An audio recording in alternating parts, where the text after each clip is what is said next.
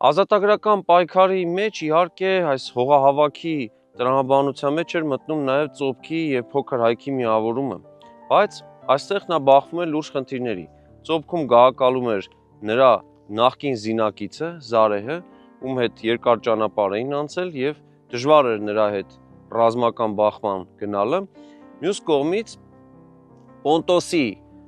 հետ դաշնակցող փոքր հայքի թագավորության ուղղությամբ եւս այդ փուլում դժվար էր գործողություններ իրականացնելը։ Եվ Արտաշեսը օգտվում է մի նոր հնարավորությունից 183-ից 179 թվականներին բախում է տեղի ունենում մի կողմից փոքր հայքի ու Պոնտոսի, մյուս կողմից Կապադովկիայի, Բյութանիայի ու նրանց դաշնակիցների միջև, եւ այս բախման ժամանակ այնքան էր արդեն հայոց թագավորի հեղինակությունն աճել, որ նրան հրավիրում են իբրև հաշտարար։ Եվ նա այս հաշտարարության ժամանակ հմտորեն օգտվելով իրավիճակից այնպես է անում, որ տեղի ունենա փոքր հայքի թագավորության տարածքի ընդարձակում ի հաշիվ Պոնտոսի։ Այստեղ բնականաբար տեսնում ենք թագավորի այն հեռատեսությունը,